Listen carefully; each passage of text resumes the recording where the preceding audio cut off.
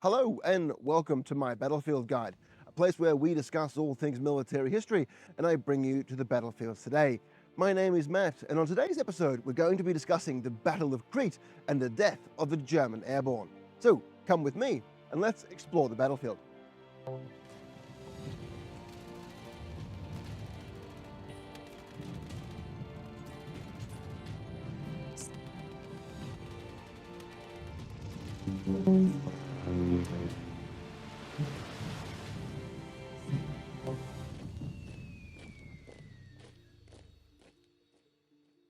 Before we dive into the battle, let's take a quick look at how we got here. At the start of the Second World War, Greece declared itself neutral, and for a while, that worked just fine. The British and the Germans were both happy enough with that arrangement. Greece acted as a buffer between Axis-held Europe and British interests in North Africa and the Middle East. That changed on the 28th of October 1940, when Mussolini demanded that Greece surrender and become part of the Italian Empire. The Greek Prime Minister refused, and the Italians invaded from the north. It did not go well for them. Greek troops pushed the Italians back across the border and into Albania, but as the fighting dragged on, the Greeks started running low on weapons and supplies. That's when the British stepped in with support.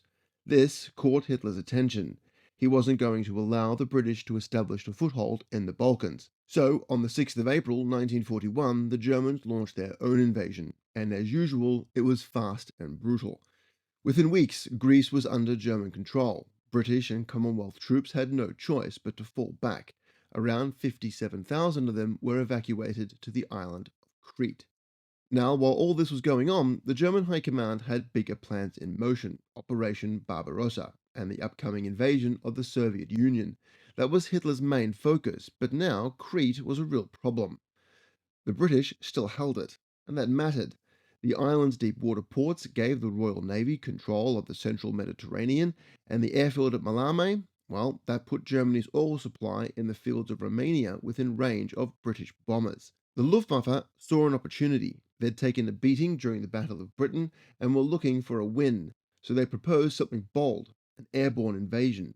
Drop thousands of paratroopers straight into Crete, seize the airfields, and bring in more troops by air. It was the brainchild of General Kurt Student, and it would, until this point, be the largest airborne assault the world had ever seen. Hitler liked the idea. He gave it the green light under Directive 28, and the operation was called Unternehmen Merkur, Operation Mercury. The aim was to turn Crete into a forward base for future air operations in the Mediterranean. But Hitler was clear. Nothing about this plan could interfere with Barbarossa. To prepare, the Germans launched heavy bombing raids across mainland Greece and Crete. The RAF were forced to pull out and relocate to Egypt, and by mid-May, the Germans had full control of the skies. With air superiority now theirs, at 8 a.m. in the morning on May 20th, 1941, thousands of German paratroopers jumped from dozens of Junker 52 aircraft, landing here at the Tavronitis Bridge to seize control of the critical Maleme Airport, only a few hundred meters behind me. The area was defended by 3 infantry battalions from the New Zealand Army. Lacking any sorts of heavy weapons, the Kiwis were forced to engage the German paratroopers with their Lee Enfields and Bren submachine guns. It was a complete slaughter for the Germans. The gliders didn't fare much better. Those who managed to land safely were almost immediately taken out by very accurate mortar fire from the New Zealanders themselves. Those who managed to try to exit their gliders were almost immediately machine gunned down as Kiwi machine gun crews focused their fire on the very narrow exit doors of the gliders itself. The only ones who managed to gain any sort of foothold were those who missed their drop zones entirely, particularly the gliders landing behind the strategically important Hill 107. These missed drops had the added fortune of actually splitting the attention of the New Zealand forces.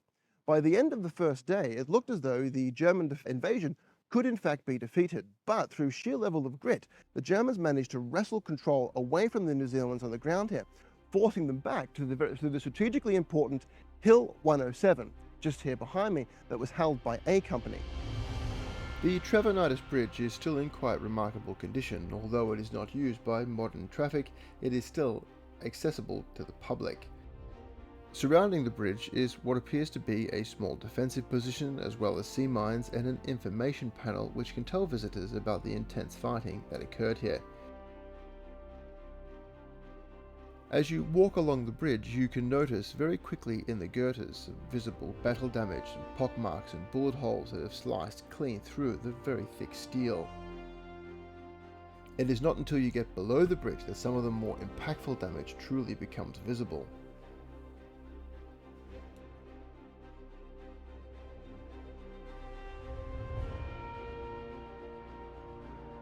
As the sun began to set at the end of the first day, it looked briefly like the invasion might be defeated. At Maleme, the Germans had taken heavy casualties, many of their gliders were destroyed before they even hit the ground, and those who did land often found themselves under immediate fire from well dug in New Zealand positions. But Maleme wasn't the only place under attack. To the east, German paratroopers were also dropping in two other sectors, Rethemno and Heraklion. At Rethemno, Australian forces from the 19th Brigade, along with Greek units, put up stiff resistance. The Germans landed in poor conditions. Scattered, confused, and with many of their heavy weapons missing, they were unable to link up properly, and within hours, many of them were surrounded and cut off. Further east again, at Heraklion, British troops from the 14th Brigade, backed up by Greek soldiers, were even better prepared. They'd built trenches, wired the perimeter, and sighted their machine guns well in advance. When the Germans came down, they were torn apart in the air and slaughtered on the ground. The defenders even managed a successful counterattack, pushing the Germans back from their objective at the airfield. By nightfall on May 20th, things looked grim for the invaders. The Germans had failed to secure their objectives in both Rethemno and Heraklion. At Maleme, things were hanging in the balance. The New Zealanders still held the airfield, and the paratroopers had taken enormous losses. But what would come next would change the course of the battle, and it all started right here on Hill 107. I am currently standing on the strategically vital Hill 107, often referred to as Bunker Hill because of the lone bunker that is located behind me. This strategically vital location was held by A Company of the 22nd New Zealand Infantry Battalion. 81 years ago, the Kiwis would have had a complete and unimpeded view over the Maleme Airport just here behind me. The olive groves and forestation that we see here has all occurred post-1945. Arguably, the greatest success of the Germans by the end of the first day on May 20th was to cut the lines of communication between the Kiwis stationed here at Hill 107 and their headquarters located a little bit further to the east. What would happen next would inevitably be a series of errors and misunderstandings that would ultimately cost the Kiwis control of the Maleme Airfield, turning the tide of the invasion in favor of the Germans. So how did it all go so wrong? One of the key reasons the New Zealanders lost control of Hill 107 and the Maleme Airfield wasn't just German grit alone, it was confusion, pure and simple. At the heart of the issue was a breakdown in communication, both up and down the chain of command. Part of the problem was the terrain. Steep hills, olive groves, and scattered villages made it incredibly hard to keep visual contact between units. The battalion holding Hill 107 was led by Lieutenant Colonel Leslie Andrew, a Victoria Cross recipient from the First World War, a highly decorated and experienced officer, but even he didn't realize just how precarious the situation had become. He had no direct line to brigade headquarters. Radios were unreliable, runners were getting shot almost immediately, and others just never made it back. So orders weren't getting through. Reports from the front line were delayed or lost entirely, and in the chaos in battle, nobody had a clear picture of what was going on. From his position, Andrews couldn't clearly see the far end of Maleme Airfield, and with German pressure mounting from multiple sides, he believed they'd already lost the western end of the strip. In reality, the Kiwis still held most of the field. Cut off from brigade headquarters located several kilometres to the east and receiving little to no support from neighbouring units, Andrews was left in the dark. He assumed the worst and acted accordingly. Making the tough call, he ordered a withdrawal from Hill 107 on the night of the 20th. It was a decision made under pressure, but it handed the Germans exactly what they needed. That failure to communicate clearly up and down the chain cost the Allies dearly. By dawn, the Germans had the high ground, the airfield, and the momentum. The only place, or the only viewing platform to see the Maleme Airfield from Hill 107 is some 200 metres off to the side of the bunker, where we can see one of the runways just down here behind me. But if you don't want to go bush bashing like me to find the best vantage point, I would recommend going about halfway up Hill 107 to where the German war grave cemetery is located. From there, you're also given quite a magnificent view over the airfield itself. Once the New Zealanders realised their error, immediate plans were brought up to counterattack the air fort to regain control of the location. On the 21st of May, communications issues now endemic, and the lack of transport meant that a night attack originally scheduled for 11:30 p.m. was delayed by some 4 hours, and the assault did not commence until 3:30 in the morning. As day broke, the German air superiority reigned supreme, inflicting heavy casualties on the New Zealand forces, forcing them to retreat. The next day, a second assault was planned.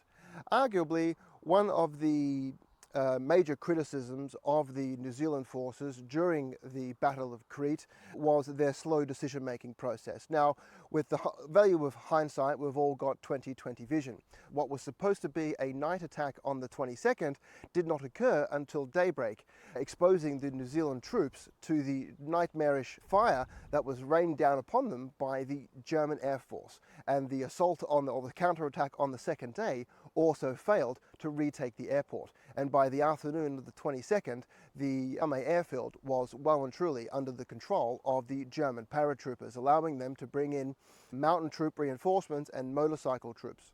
I'm currently standing on the German war grave cemetery located about halfway up of Hill 107. This somber place of remembrance stands at what would otherwise be a very idyllic viewpoint over the bay below. There are 4,000 German war dead buried on the grounds here, 3,000 of whom would lose their lives in the opening invasion of the Battle of Crete. A further 1,000 would die as part of the occupying forces.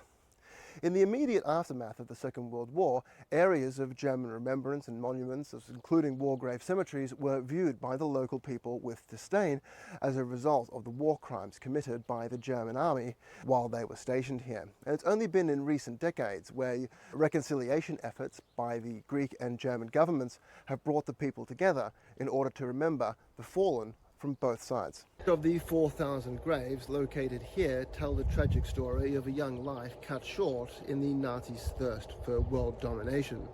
One of the stories that really stood out to me was the stories of the Blücher brothers, which is told here on the information panel.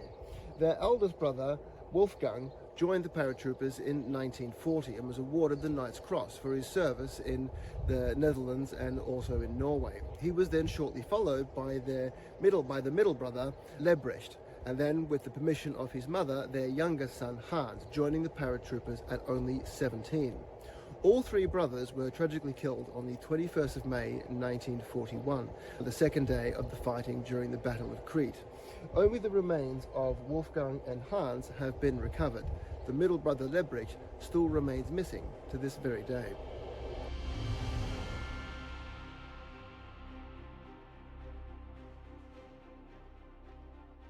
While the fighting on land was intense, some of the most decisive and costly action during the Battle of Crete happened at sea. The Germans had hoped to land follow-up forces by sea after the initial airborne assault, but from the very start the Royal Navy moved to intercept. On the night of the 21st of May, British warships, supported by destroyers, intercepted and destroyed a convoy of German troop transports attempting to cross from the Greek mainland. They weren't military ships, however. They were converted fishing vessels, small sailing boats, motor barges, and nearly all of them were sunk or turned back. Hundreds of German troops were killed before they even reached the beaches. It was a tactical disaster for the Germans and forced them to rely solely on air transport for the rest of their campaign. But this success came at a heavy price. The Luftwaffe, now with complete control over the skies of Crete, launched relentless attacks on the Royal Navy ships during the daylight hours. Stuka dive bombers proved especially lethal. Between the 21st and 29th of May, the Royal Navy lost 3 cruisers and 6 destroyers. Over 2,000 soldiers were killed during the battle, far more than the number of soldiers killed on land. Despite the losses, the Navy kept going back in. Admiral Andrew Cunningham, who commanded the Mediterranean Fleet, was told by his staff that the Navy couldn't sustain such losses. His reply was simple and has since become legend. It takes 3 years to build a ship. It will take 300 years to build a new tradition. The Navy must go on. And it did. Over the course of the final week of May, the Royal Navy would return to Crete again and again, first to try and hold the line and later to carry out desperate evacuations from places like Safkia and Heraklion under fire with no air cover and no guarantee of survival. As the war at sea raged, the hellish fighting on land continued. I'm currently standing on what is known as Pink Hill, near the village of Galatas, overlooking what was known as Prison Valley. Just behind me we can see the Aegeus prison, which is where the valley gets its name. This location was held by Petrol Company of the New Zealand Army. The soldiers stationed here were non-infantry types. The Allies had thought leading up to the invasion that this area would not be of any strategic importance to the Germans, so they had non-infantry troops stationed here, such as gunners without their artillery or drivers without their trucks.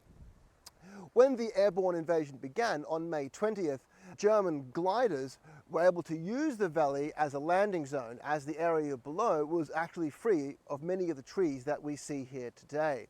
As a result of this, the 5th Fallschirmjäger took control of the Aegeus prison. The New Zealanders that were stationed here, numbering some 200, had a very good vantage point over the prison itself, and the Germans feared that a strong counterattack could potentially dislodge them from the prison location itself. But for them, the counterattack would never come, as the New Zealanders chose to defend the territory where we're currently standing.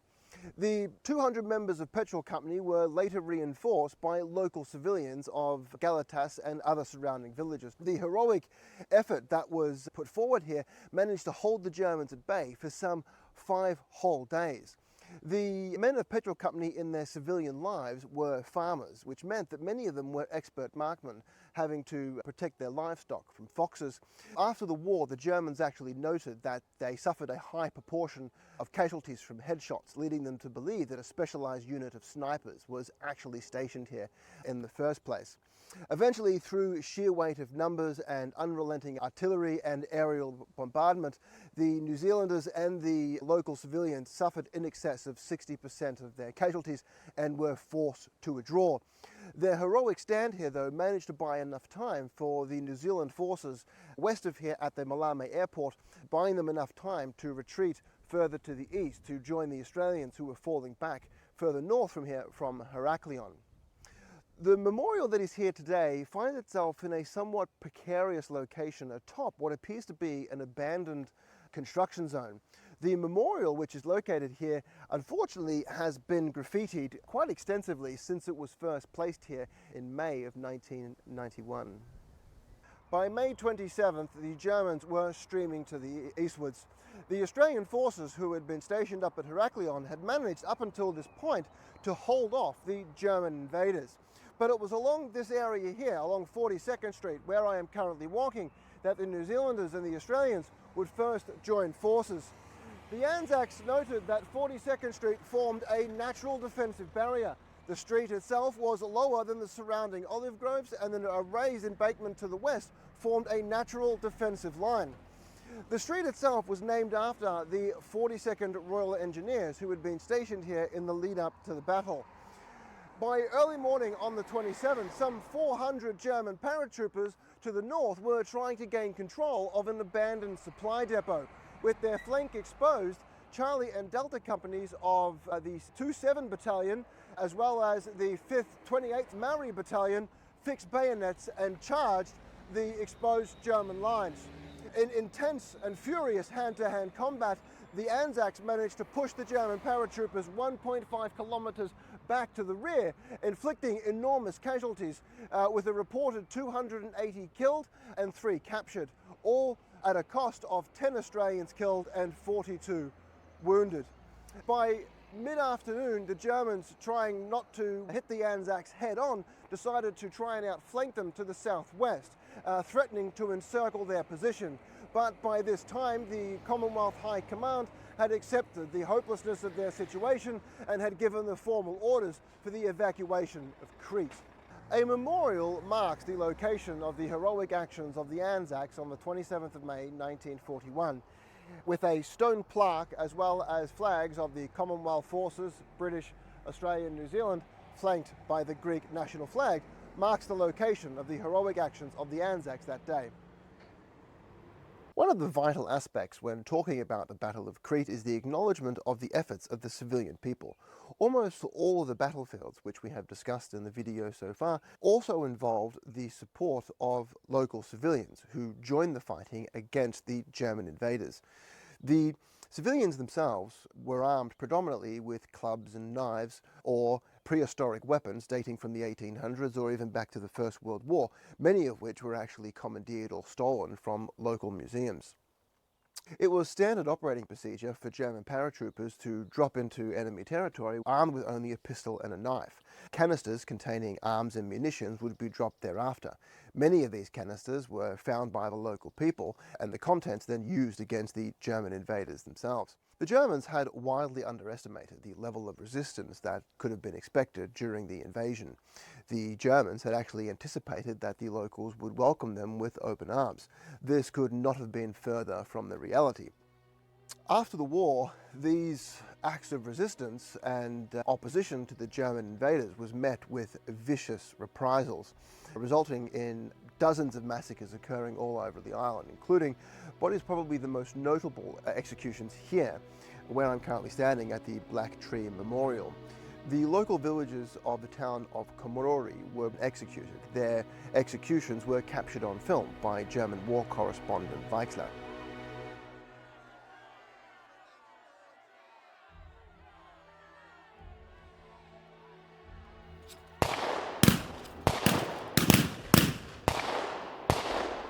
Weixler himself, a vehement opponent of many of the war crimes going on here, being committed by the German Wehrmacht, and was discharged by the German army 1 year afterwards because of political opposition. He was arrested by the Gestapo in 1944 for having leaked many of the images showcasing the crimes committed by the German army.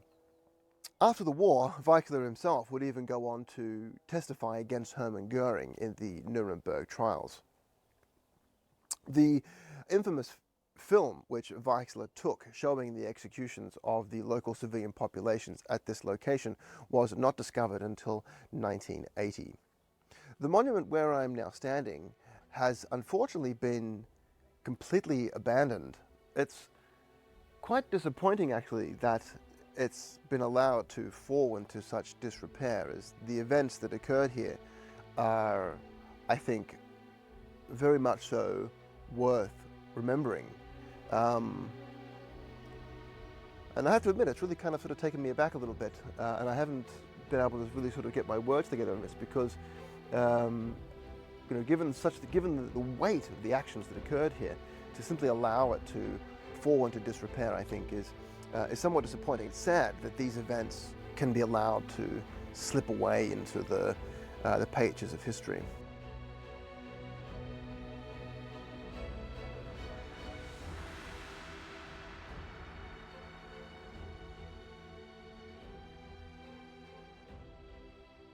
From the 28th of May to the 1st of June, some 18,600 Commonwealth troops were evacuated from the island of Crete, the majority of which were evacuated from here, at the harbour of Hora Skephion. I'm pronouncing that horribly wrong, as I've probably pronounced many of the Greek town names here. The majority of the troops were evacuated on the 28th to the 30th of May. When the Germans took full control of Crete on June 1st, some 12,000 Commonwealth troops were still stationed here and fell captive to the German forces. Some managed to avoid capture, going underground and joining the Crete resistance. Some, even in later years, did manage to escape from Crete, making it to Alexandria. When Crete finally fell, the lessons that were learned by both the Germans and the Commonwealth forces were vastly different. For the Germans, students recognized that the failures of the German Airborne was the swan song of the German paratrooper.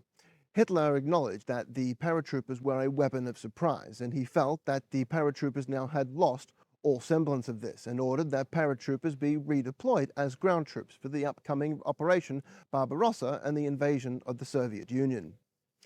For the Allies, though, they saw great potential in the paratroopers and would actually go on to use paratroopers in large-scale operations later on throughout the Second World War. Churchill was very disappointed in the failures of the British Army to acknowledge the importance of airfields and air power in the area, and he ordered that the Air Force become ultimately responsible for the securing of airfields from the 1st of February 1942. After Crete fell, the Allies were concerned that the Germans would use Crete as an airbase to launch further attacks on Egypt or potentially into the Middle East itself. After the invasion of Operation Barbarossa, these concerns were soon quelled as it became clear that Operation Crete was a defensive operation to protect the southeastern flank of the Axis powers. The Bay of Chourosvakia today is quite beautiful and very pleasant. Should you wish to follow in my footsteps during this journey, it is well worth a visit. The memorial itself is also quite small but very beautiful, featuring the Commonwealth flags and a small plaque commemorating the events of the evacuation here in June of 1941. It is here at the evacuation site in Crete that I will end today's video. I hope you enjoyed it, and if you did, I would appreciate it if you would hit that like button, and if you would like more content from me, remember to hit that subscribe button. If you would like to learn more about the Battle of Crete and also view some of the 360 imagery that I took of many of the sites in this video, please check out our website at mybattlefieldguide.com. Thank you very much, and I look forward to seeing you again in the next video.